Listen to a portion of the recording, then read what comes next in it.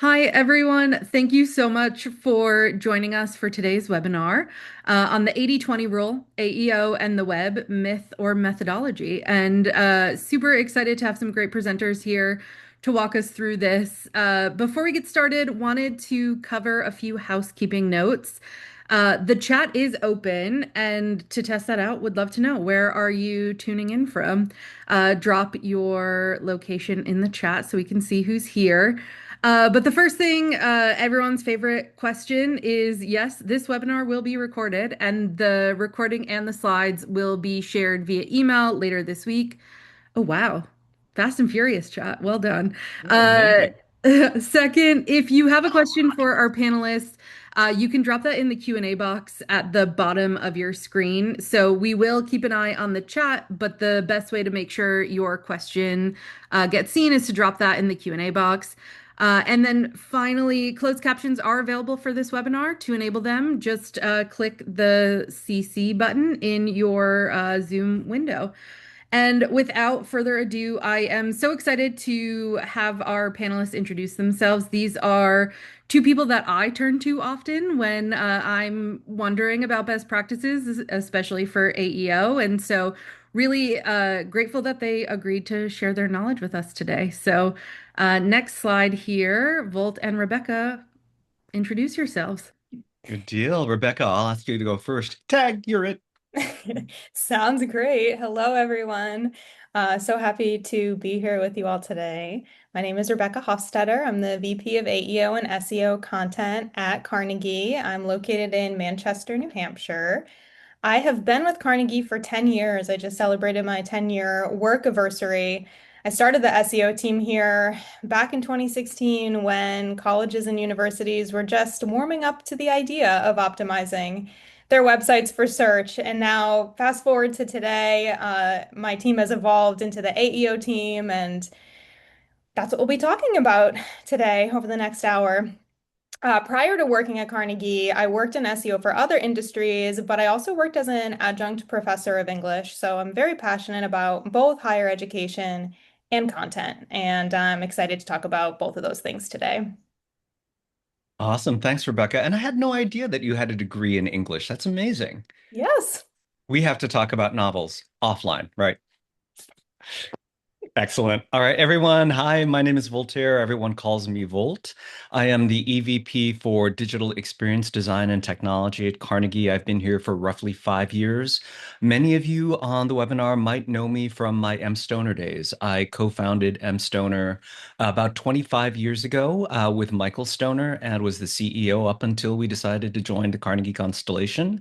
And at Carnegie, I've done everything from running the creative team, working as a brand strategist, and now very recently taking over the web team again. So I'm really, really thrilled to be here with Rebecca presenting this topic for you all.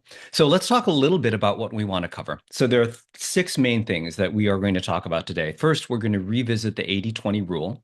We'll talk about your uncommissioned brand spokesperson, carrying a conversation, AEO in action, future trends and AI sounds, and then do a recap. We're also going to leave plenty of time for questions and answers, and we will wrap as promised before the top of the hour. So I wanted to tell you a little bit of a story to get us started and to explain a little bit about why we thought this topic was going to be so important. So I was talking with one of my clients roughly about 2 months ago, and I was talking with him about AEO, and he said to me, Volt, I realize that you all are staying as abreast of new technology as possible, and I really commend that. But I really believe that even in this AEO world, that the 80/20 rule still applies. The rule that you write 80% of the content, or when you write for humans first, then you're 80% there. And the other 20% is basically SEO hygiene. And he and I have been in the industry together for roughly 35 years. So I really respected his opinion and I wanted to give it the credence it deserved. So I took his point of view back. I started talking with the team and started to push on that.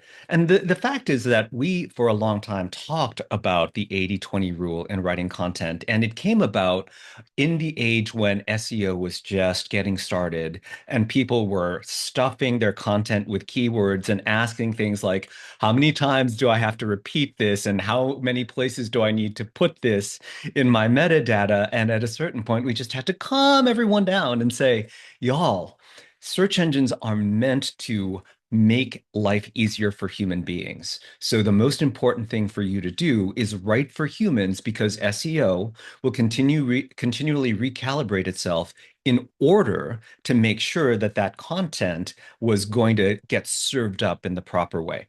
So I'm really excited to talk about what we've learned since those days. And Mac, you remember those days. Shout out to Mac Altman from MUSC. Thank you for being here, sir. So before we get into the topic, though, I want us to do a little bit of an experiment. So want you to check out your site now just to see where you rank in terms of AEO. So there are three things I want you to do. Number one, I want you to launch a browser in incognito mode or private window mode. And then once you're there, please navigate to either Perplexity or ChatGPT or Google AI mode. And then I want you to ask a question. A question in the most natural way you can think possible that a prospective student might ask. So I've given you an example here. What universities offer an undergraduate degree in business administration on the East Coast, knowing that business administration is currently the hottest major across the nation? Then I want you to take a look at those AI results. And I want you to look for four things. First, did your school appear? If your school didn't appear, then skip to the end because we can't talk about citations, accuracy, or sentiment. If your school did appear, were you cited? Was your institution's website cited? How about your competitors? Were the data points that came back from AI accurate? And was the tone positive or on brand? So I'm going to give you all just a couple of minutes to do that. And then I want to find out how y'all did. Okay, Rebecca, time for you to start humming Jeopardy music. Do, do, do, do, do, do,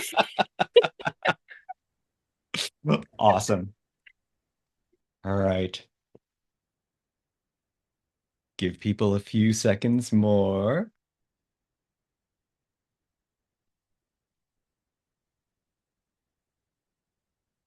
All right, Heather. Oh, I'm so glad you said that, Heather. That just means that this webinar is relevant. Yay. All right. If anyone needs just a little bit more time, give me a heads up in the chat. Otherwise, I'm going to move us forward. All right, let's move forward. And let's go to how did your site do? Zach, behind the man behind the curtain, has just launched the poll. So your options here: 5, we dominate, clear, accurate, front and center. 4, solid front runner. 3, present but fuzzy. 2, completely invisible. And 1, Reddit hijack. Forum threads and old posts spoke for us. Okay. 36, 37 people are responding. Awesome.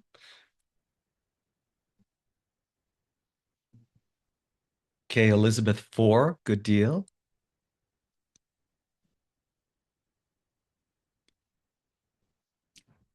Eric, more of a 3.5. I love that.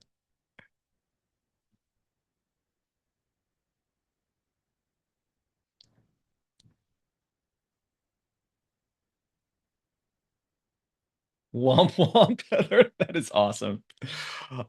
All right, we'll give it just a little bit longer. We've got 57, 58 of percent of participants. As soon as we get to 65, I think we'll close the poll just to move ourselves along. Do, do, do, do, do, do.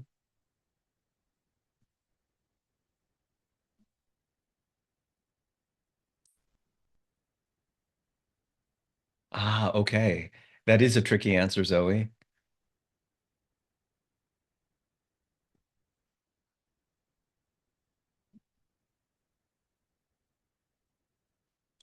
Okay. Top, but using an incomplete, an old name. Oh, the prompt, Jamie, is just ask a natural question that you think a prospective student would ask. I gave the example of what schools offer an undergraduate degree in business administration on the West Coast. So something that a prospective student might ask that is relevant to what your goals as an institution are. All right, and we are close to 65%. So give it 1 or 2 more seconds, and then we'll close that poll. All right, Zach, all good to close that poll. And let's take a look at the results. So, of everyone who answered, about 12% said we dominate, 36% said you are a solid front runner, uh, about 21 said present but fuzzy or completely indivisible or invisible. And then 1% said Reddit hijack forum threads. So I would just love to know before we move on from this, for the people who said we dominate, clear, accurate, and front and center, I'm curious how many of you feel like you're there because of very deliberate work that you've done on AEO since AEO became a thing. Please put that in the chat for me. Would love to know how many of you have been focusing on AEO and are seeing the results of the fruit of those labors. And Hess, I have not done a thing. And you remind me of all the people I go to the gym with who have like six packs and don't really work out. I love that for you. That's awesome. Todd, okay, you've done very specific schema work to address issues. That is so on brand for you, Todd. That's awesome. All right. We're about to launch more of a focus. We did on specific programs somewhat. All right. So across the board, some of you who are seeing really, really great results are seeing them because of very deliberate actions that you have taken. Some of you have done some stuff and it looks like you can do more. Very cool. All right, that gives us a really good sense of what the spread is as we talk about this topic. So let's move forward in this presentation. So let's revisit the 80-20 rule. So we have seen in the last several years a massive paradigm shift. So we started in the pre-digital age. You all remember this, or at least I remember this. Card catalogs, encyclopedias, classified ads. You had to actually go to where the information lived and manually search for that information. And then we had Google. Google revolutionized discovery, and search became a bar, a keyword, blue links in a click, and the search market grew to 230 billion. Then in 2022, AI came on the scene. So conversational discovery across ChatGPT, Perplexity, Gemini, Google AI, and AI mode. And the search market was projected to reach 378.9 billion. Now we're at that point where SEM traffic models or SEMrush traffic models project annual visitors to intersect with or surpass organic traffic by 2028 and 2029. And we are currently in that zero-click reality where over half of search queries no longer result in a website click. Information is synthesized directly inside the prompt box. So this is what our world used to look like. We used to tell people write really good brand focused content optimized for the web at the appropriate reading level for the people you're targeting, and you're 80% to where you need to be. And we viewed that work then as 80% human-centered design creation and 20% technical hygiene. But where we are now, honestly, is this emerging reality. And this emerging reality has four pillars. So we've got that writing for humans, which is still really, really important, but it's no longer 80%. We think it's really more at 40%. And that leads to about 30% or 50% of the work being split between classic SEO and AEO mechanics, and then 10% on ongoing strategy. So why is that important? Number one, writing for humans is still necessary, but it's no longer sufficient for what we need to do. Number two, Information architecture now serves two masters. So you've got your technical mechanics that form that critical translational level. And then you also have the fact that you are writing for humans and need to design an experience that is friction-free as possible. And then the third thing that this means is that static content basically creates a trust vacuum. It's no longer okay to take an approach of publish and done with your content and think that you will do well in this zero-click reality. So what we're going to do in the remainder of this webinar is cover those four pillars, starting with writing for humans, classic SEO, AEO mechanics, and then the role of ongoing strategy. And to kick us off and taking that deep dive, I'm going to turn it over to Rebecca. Thanks, Volt. Yeah, so whether or not you like it, LLM chatbots have definitely become the middle person between students and your website. They've become the uncommissioned brand spokesperson that you didn't hire, but they're there and they're talking about you, and you have to be aware of what they're saying.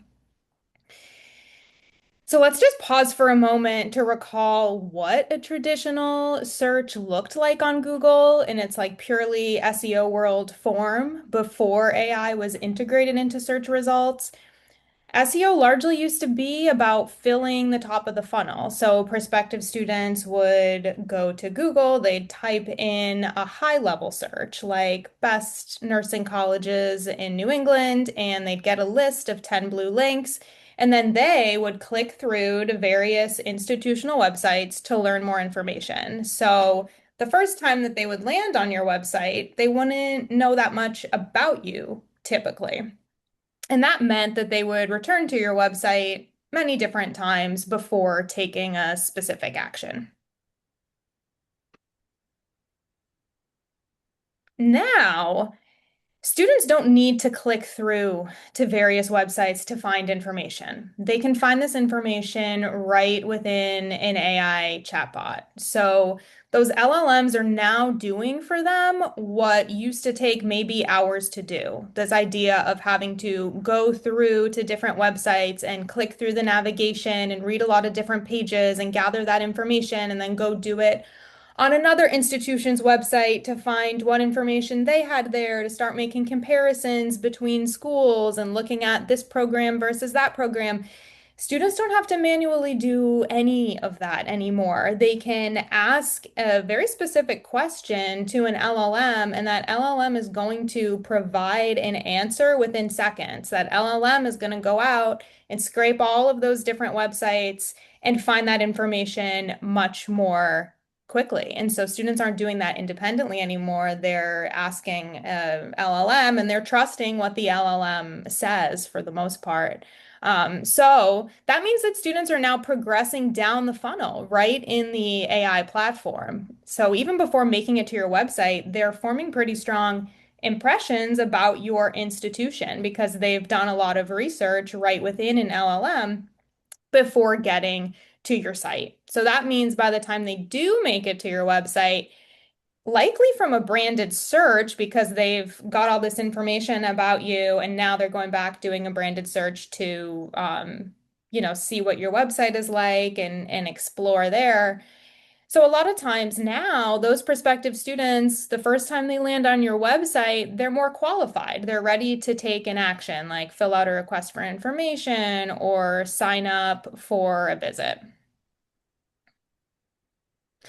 So the LLM is effectively serving as an uncommissioned admissions counselor. And that means you want to be on really good terms with these LLMs, right? Uh, And you want to be asking yourself, are these LLMs telling your story accurately? Or are the LLMs hallucinating based on outdated or fragmented data?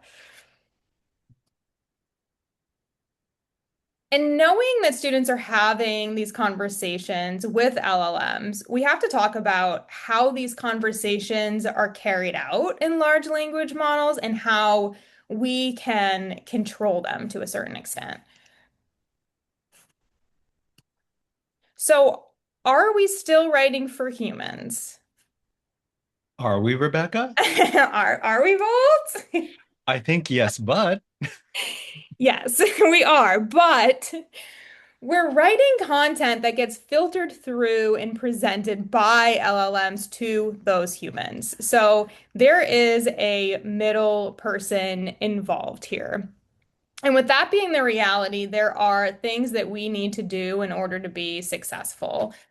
So first, you want to be showing up in these conversations. That's the first thing, right? And so that means you have to have the type of content that can actually carry a conversation in an LLM. Second, when you are showing up in these conversations, you want to show up accurately. So that means you have to be monitoring what is being said about you when you do show up to make sure that the information is correct. And lastly, you want to show up positively. So that means you need to control the narrative and the sentiment that large language models are spinning up about you. So again, in an SEO world, we used to optimize for just a single question. So you would get your keyword data. Okay, people are searching for this keyword. I'm gonna optimize my page for this keyword. And then ideally your web page showed up when somebody typed that in. And then that person clicked through to your website, and there they were on your website, exploring all of this other content, in that kind of like environment that you controlled. In an AEO world, you're optimizing for a continuous conversation now. That first query is just the start. Behind it comes a series of follow-up questions. So you're optimizing for the first query, the second query, the third query, the fourth query, right? LLMs are scouring the web with each question that someone's answering in this conversation. They're scouring the web, they're scouring their databases over and over again to be able to answer these questions. And that means you need to have optimized content on your site that an LLM can easily go out there, find, and interpret so that you can keep showing up in these answers, in these conversations again and again and again. And so, yes, we're still writing for humans, but we're also writing much more content, knowing that this content is being filtered and like looked for by large language models. And I think sometimes we kind of separate out like writing for humans versus kind of technical aspects or like the data that we have available on those humans and collecting data on prospective students and how they're searching and who's already interacting with your website is such a key component of optimizing for AEO and honestly that was always the case with SEO as well. We need to understand what people are searching for, what questions they're asking, even kind of like basic persona work, like where do they live? How old are they? What are the concerns of this audience, right? And then using that data to answer those questions, building content around those questions and around those concerns. So if someone's asking, what are the differences between a full-time and a part-time MBA, write an article that explores those various considerations. But at the same time, be sure that you're also telling your story. So it's not just a matter of like, okay, I'm posing a question on the site and now here's my response to that question. This goes back to the whole idea of like, are you showing up? Is your story showing up? Or what's the sentiment around how you're showing up in large language models? And so, as you're writing that type of an article, like what are the differences between a full-time and a part-time MBA, you're weaving in the story about your institution's full-time MBA and part-time MBA. And maybe you're layering in some language like, there's the same innovation and rigor in both MBA programs at your institution, right? So you're also using that as a moment to tell your story as well. Now, there are still fundamental SEO best practices at play in an AEO world. So things like metadata, the title tags, and the meta descriptions for web pages. That's been a best practice for like over a decade, making sure that those are optimized, that they're clearly summarizing a page's content, making sure that you have an optimized header tag structure, that you're using H tags in content. That's going to create both a visual outline of a page for a user, but that's also going to help crawlers understand the main points of a page as well. utilizing internal links in content, so pointing users in the direction of other related content, while at the same time helping crawlers understand what pages inform others, what pages go together. And site architecture as well. The information architecture of your website really signals to large language models different topic clusters and different hierarchies. So that can create better ease both for navigation for someone who's interacting with the website, but also better ease for large language models as they crawl and interpret the content on your website. Now, that being said, there are also new considerations at play here in an AEO world. So it's not a matter of like, oh, AEO's totally replacing SEO and whatever you did with SEO in the past, throw that all away. No, we still have SEO as this baseline. Now we actually just have even more work to do. We're layering on new best practices. One, there's a rising importance of images and video content. So as you can see in this small screenshot on this slide, and maybe you've encountered this on your own interacting with an LLM, that most of the pages that end up in the citation carousel have an image accompanying them. And so making sure that your page has an optimized header image is really key. And that is honestly a quick win. Now, 30% of Google AI responses also include a YouTube video, and YouTube has, steadily been growing in popularity over the past few years, but this is really a moment here where we're seeing video rise specifically in organic search results.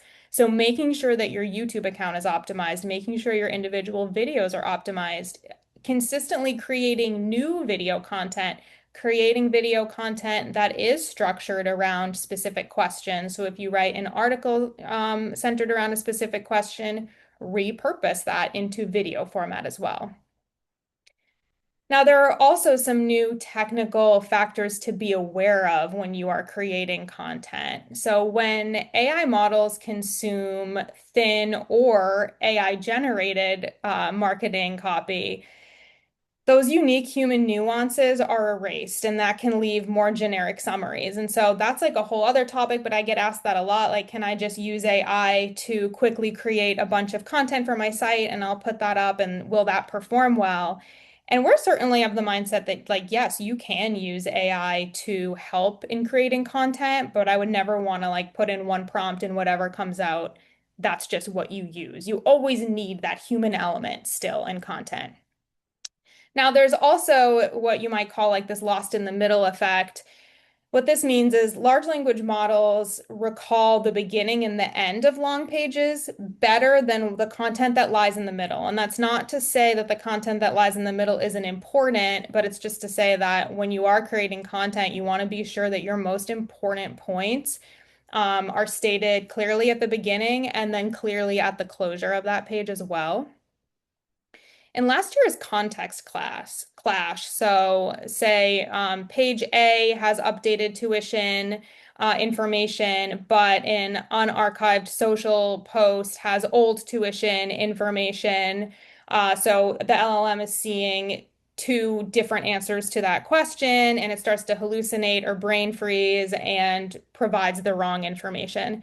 I saw this happen recently with an institution. They had an old admissions deadline appearing in a Google AI overview, and we did some digging and found that the LLM was actually pulling from an old Instagram post. And so we had to do some work to make sure that the LLM started to reference the page on the website instead of that old Instagram post. So there's like suddenly a lot of, different places that these LLMs are pulling information from, which I'll talk more about in just a moment. But all that to say right now is there are more things to be keeping track of.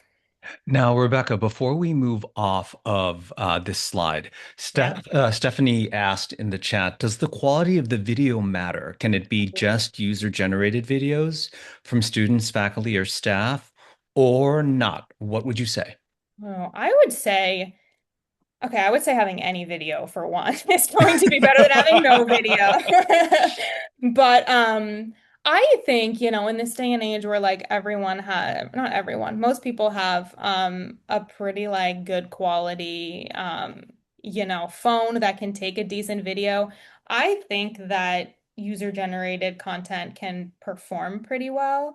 Um we've been working with a few schools who have we've created like YouTube briefs for them. It's like, go out and shoot this video, make sure that you talk about these things because we know people are looking for that. And they've kind of just gone out and done it and not like made a big production of it or like, oh, we got to hire a company. Because I think once you start getting into that, then you start becoming like discouraged of like, we don't have the budget for this, we don't have the people to do this. And then it like doesn't end up happening, right? So like whatever you can make happen, even if it's user generated content, that's going to be better than having no video content. Cool. Thank you. All right. Now I'm going to move you on to the next slide, and I promise not to twitch my finger and get you ahead of yourself. Worries.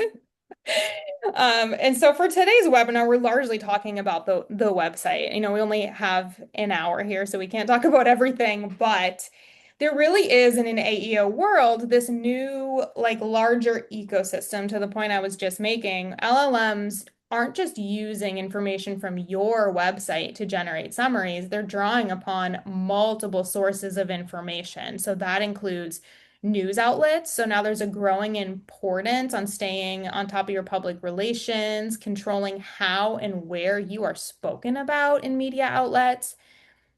I think the majority of us probably know that forum sites such as Reddit have really kind of bubbled up to the top of these LLM conversations. So, monitoring and moderating threads on sites like Reddit and Quora to try to protect your brand.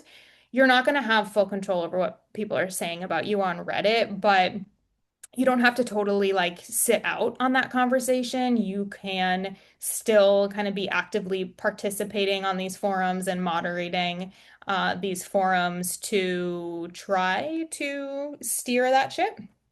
In social media, which you will have a bit more control over, of course, your own social media accounts, right? So really making sure that your social team is aligned with your web team too, making sure that information is clearly and accurately shared across platforms like LinkedIn, Facebook, and Instagram. To the anecdote I was just sharing a moment ago, like we recently saw an issue where there was a clash between Instagram and the website, right? So you can see that there's even more of a need for different teams to really be working together on one unified strategy.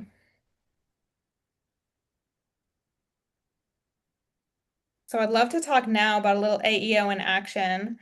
Uh, just to use an example. So imagine that you are responsible for marketing a community college in New Mexico, and your goal is to increase institutional awareness and drive enrollment for your School of Energy programs. Now, the scenario here is that the local coal mine is shut down, and many people in your community who worked there for years are left wondering what to do next. And so, some of the questions that they're asking that you want to be able to answer are things like how to start a career in renewable energy. What types of jobs are there in energy? How do I go back to college as an adult?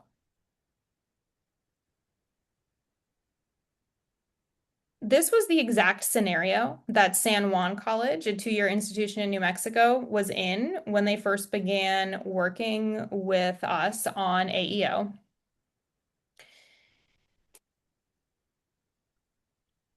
So the very first thing that we did for them was we analyzed their data, right? Like I going back to this idea, like data actually enables us to create more human-centric content. When we know specifically what people are searching for or what their worries are, then we're able to create content that's really going to resonate with them, right? And so we looked at their site data to see what questions people were already asking to get to the site. We performed keyword research. We paired that data with what we knew about this target audience, what was happening in the local community. Many people were feeling very unsure about what they were going to do next in their careers, how they were going to support their family, like what was the next step.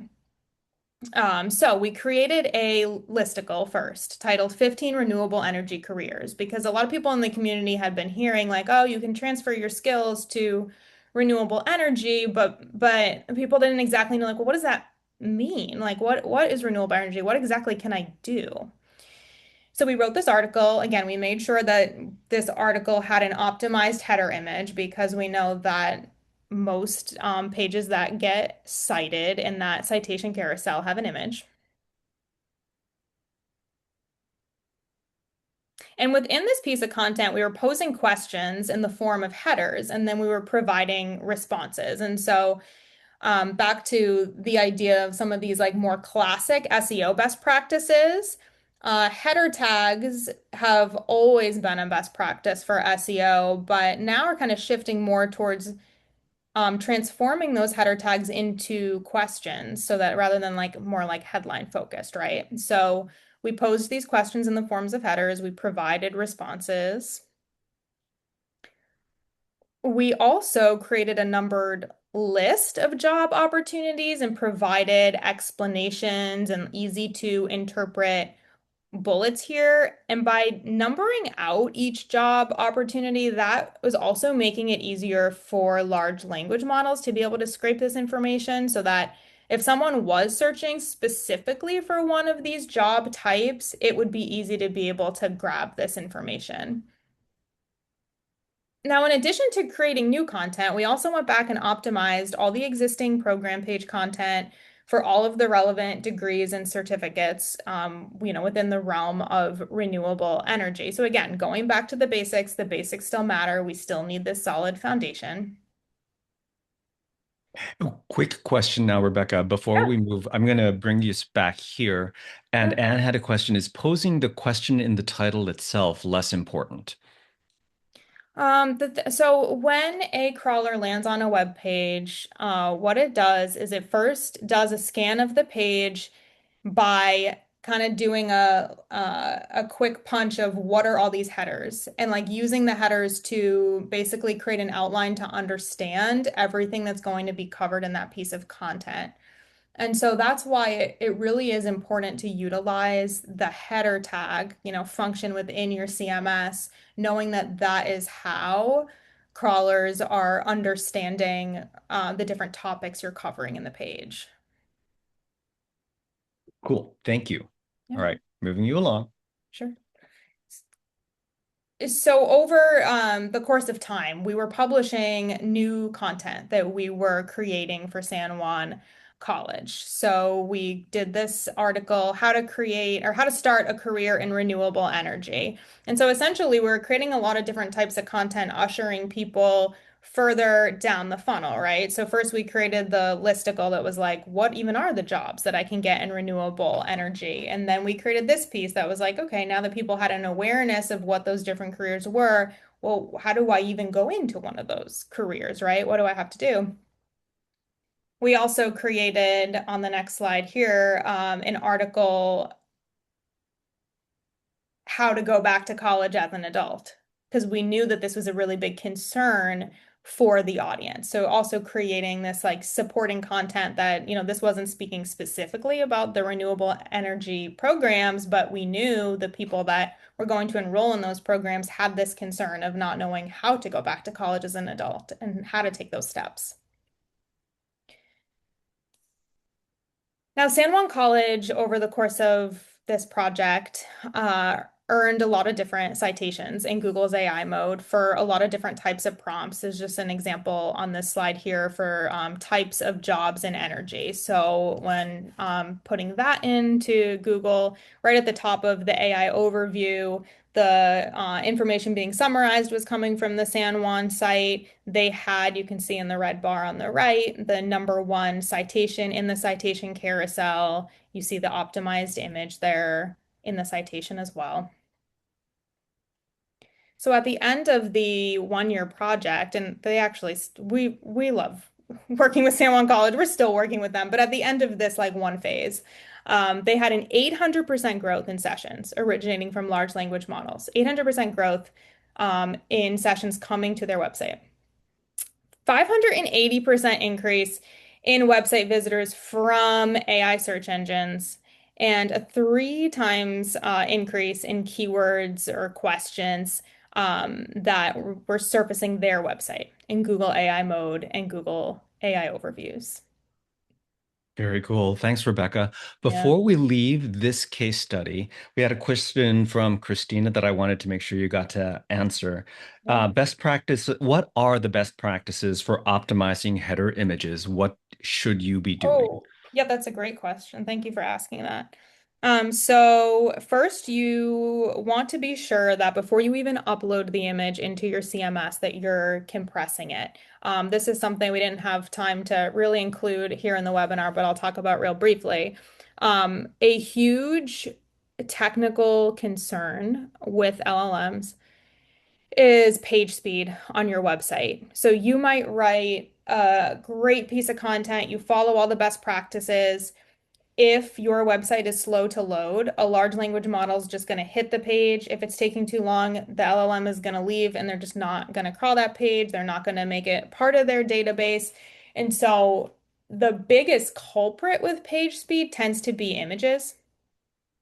And when I say page speed, it's not like you visually kind of like seeing things load on the page, because there's also the amount of time it takes for everything on like the back end of the page to load too. So back to the original question. One, make sure that you're compressing the image before you're even, posting it into your CMS. Then a couple other quick hit best practices, naming the file something that actually describes the image. So I think like a lot of times we might, we do a photo shoot, or we like have photos on our desktop and the file name is like XYZ123.jpg, right? Change that to like renewable engineer energy program or renewable energy associate student, right? Like just describe what's actually happening in the image. And then once you upload the image into your CMS, creating optimized alt text for the image as well. And alt text is like one sentence that describes what's happening in the image. That's super important from an accessibility standpoint as well, so that someone utilizing a screen reader can understand what's happening in the image, but it's also a important component from an SEO and AEO standpoint as well. Very cool.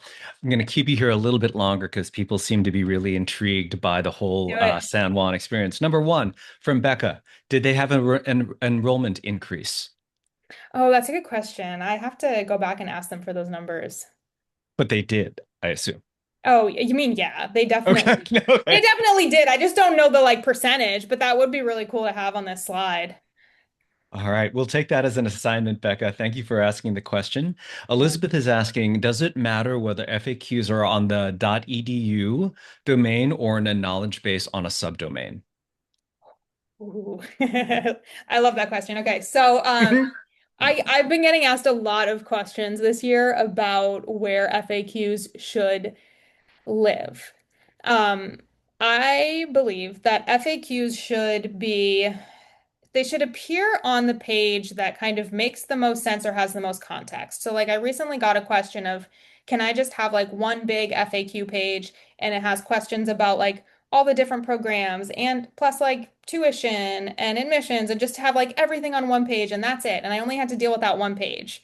And I was like, well, that would be convenient from like a governance standpoint, but no, that wouldn't be a best practice. Like, so any questions you have about the MBA program, have the FAQ section on the MBA page asking those questions. Any questions about admissions, that should live on the admissions page. So really, to boil it down, my answer is like the FAQs should appear on the page that actually relates back to what the questions are, if that makes sense. So you're probably going to have FAQ sections across a lot of different pages and across a lot of different subdomains. Awesome. All right. Question from Jennifer. Do LLMs prefer to reference content from .edus over .coms or other domains? Yes or no? Yes, I love that question. Yes, so .edus have always had an advantage, like even in an SEO world too. I've always talked to schools about the fact like you have such an advantage right from the jump because you have a .edu, and search engines are going to recognize that .edu as already having a lot of authority. And I've also been talking about that a lot in the context of Reddit this year, where people will say, well, when I type this question in, it's this Reddit forum that appears instead of our website.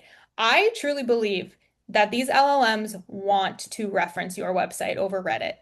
And if they're showing Reddit, that it's probably because you don't have that content living on your website for them to pull from. That's my hot take. All right, thank you. But the hits keep on coming, Rebecca. So Chad wants to know, did we just focus on inquiries, or was there any traditional SEO keyword research that we did as well? Backstory, he has a vendor that keeps pushing traditional SEO. Interesting. So for San Juan in particular, before we, for San Juan in particular, we were set up nicely for the AEO work because in the years prior to the AEO work, we did a whole website redesign for them. And that included a lot of SEO work. And then that redesign wrapped up, AEO was fresh on the scene, and we segued right into that. And so I think like when Volt did the poll at the top of this webinar too, some of the people that said that they were showing up pretty like accurately with like you voted number 5 in the poll. I saw some of you in the chat saying, well, we've done a lot of SEO work in the past. Because if you've done a lot of SEO work in the past, that's laying a really solid foundation for doing AEO work. I think the question of like you have a vendor that's really pushing SEO work. I find it kind of difficult to talk about like SEO as being like being separate from AEO because in my opinion AEO is like an evolution of SEO and AEO is like doing additional things on top of SEO best practices. So yeah, you still like do keyword research, sure. And there are still people that are using like a traditional Google search and clicking on blue links, right? Like not every single user is right now using an LLM, but I think like the way that Google is currently set up with like you're always getting an AI overview, like Google's pushing people to use the AI function. So I think you have to be focusing on those more like question-based keywords too in order to set yourself up for success. Cool. Now, Rebecca, AEI tools for optimization, or I'm sorry, AI powered tools for optimization. What are we using? Yeah, we partner with Profound. So Profound is one of the AI search, one of the biggest AI search tools out there right now. There are others as well, but Profound really allows us to see how sites are currently appearing in AI search results across many different platforms and provides a lot of I don't want to talk for too long about it, but a lot of other great data. I know Okay. we're only have 13 minutes left, but Yeah, yes, we use Profound. this is all good because I think that this is what people are here for. So I'm glad that you all are asking questions, and I'm glad that we're tackling them and not running out of time because we don't care about getting through the rest of our slides. We want to just make sure that you're getting value out of this conversation. So, Rebecca, back to you. Do LLMs scan embedded chats on institutional sites? And if so, do they prioritize that content? Ooh, like the chatbot on the website. I'm not sure about that. Okay. All right. So Yeah. that's something that we can take on as a follow-up question to do some digging on. Yeah. All right. And let me see. Sarah has a question. Do you have suggestions on what information would be most important for AEO on a college homepage? Oh, homepages I've always thought homepages are tough. Like even in SEO world, it's like you're trying to do a lot on that homepage. I think the most important thing on the homepage is accurately telling your story, and like real kind of big hit stuff in the homepage content, like where you're located. We have undergraduate and graduate degrees, like kind of just you gotta be more high level on the homepage. Yeah, that's an interesting question, and it's kind of it. I don't want to spend too much time on this, but we've been talking a lot on the web team about what really does belong on a homepage because it's fairly typical for a homepage to be like this big showcase that everyone wants to have everything, right? So you've got the big hero image or video with the highlight reel or the drone footage, followed by the program follow finder, followed by a news section, followed by a profile section, followed by an events section, followed by a pull on the magazine, followed by a pull from social. And then you've got this stupid, morbidly obese footer at the end of it. And the question is that really a really good strategy anymore? And I would wager that no, it tends to be what people do because everyone else is doing it. That's another webinar. Okay, so Dan wants to know, did San Juan change the approach for their news team from story themes, page titles, and copy? Yeah, so we at Carnegie we do workshops often for institutions where like we'll get a lot of different content contributors into either a physical room or a Zoom room.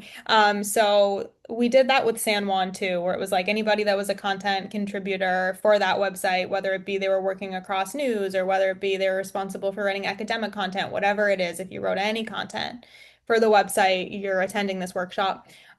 So we went through, all of these best practices in that workshop. I always find it interesting because I do a lot of those workshops. I run them. And I love when there are news teams in the room. I actually worked as a journalist like a really long time ago.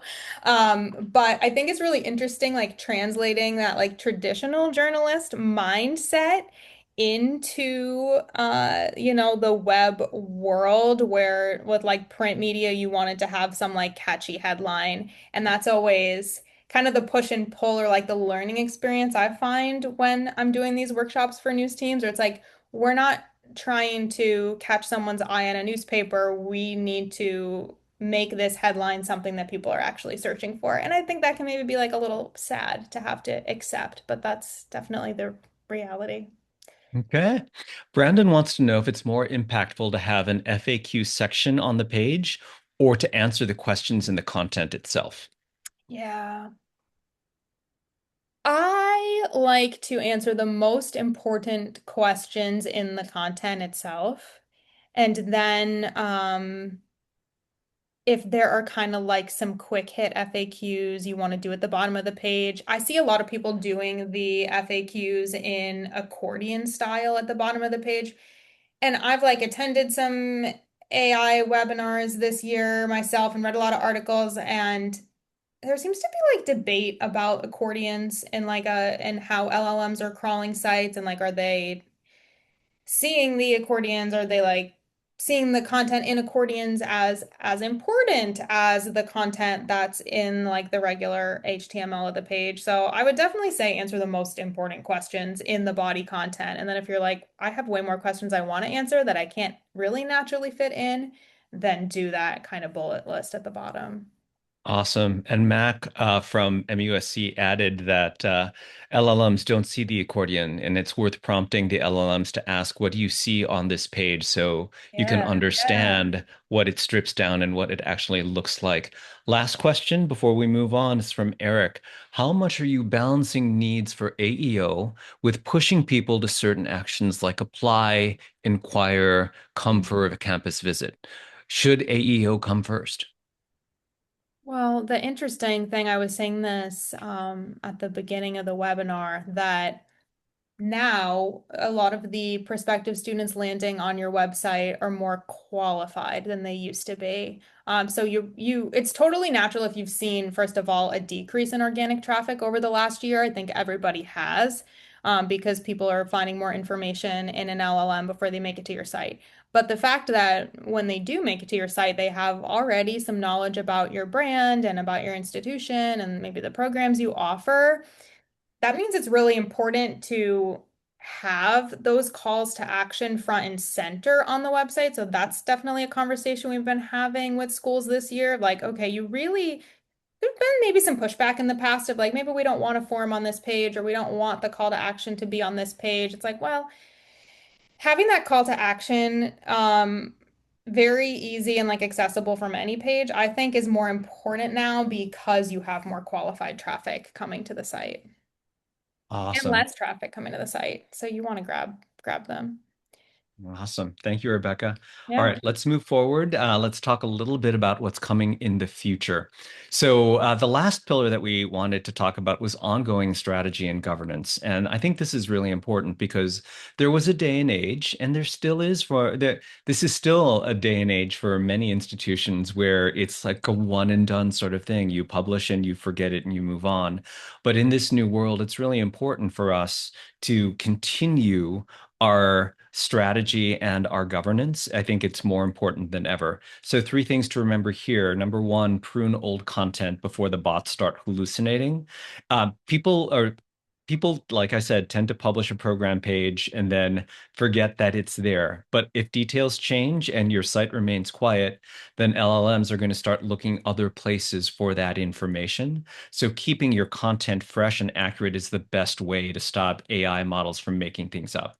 Second thing to keep in mind is that you want to watch your reputation, not just your web traffic. So showing up in an AI answer is not a win if the LLM tells your students, your prospective students, that they can't afford your tuition or your application process is cray cray. So making sure that it's not just accurate information or not just traffic, but that it's a positive sentiment is important. And then finally, working your content's governance plan like a boss.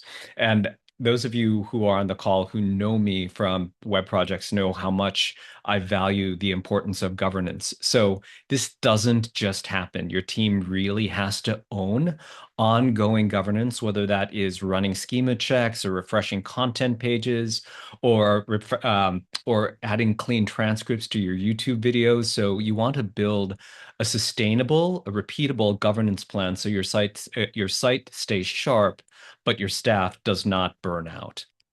And then when we talk about what's next, one of the things that I've really appreciated from an article that our colleague John Covell wrote is the idea that the next evolution of search is about owning both the answer and the ad.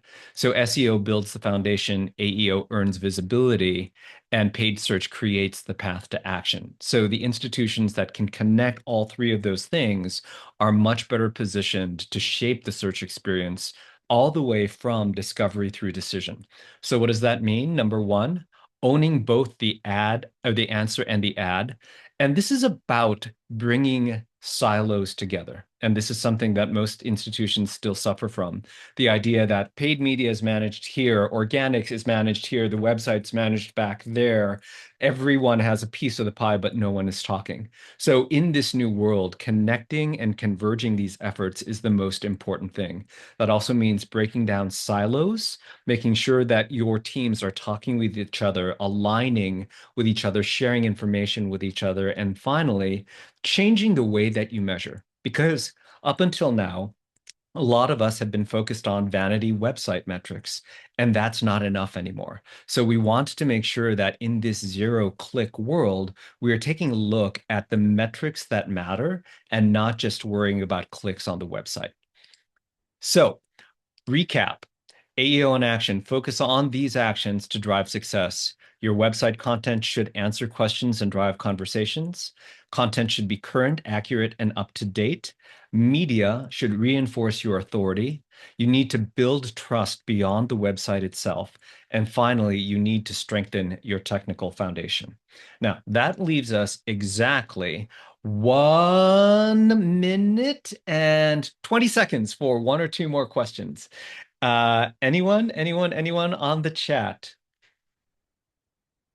There was a question about the importance of student stories that I wanted to answer because I totally agree with that. I think that there's kind of like a resurgence and importance around student stories and student profiles. Those are unique stories that you're going to be able to tell that like that information isn't going to be anywhere but your website, and that's going to tell a really positive story, and paint like a really great, picture about your institution. When we do like student or alumni profiles, we're also still layering in keyword consideration. So like if it's a student that graduated from the MBA program, we're gonna layer in some of those MBA questions there. And then when people get there, they see the success story related to the MBA degree.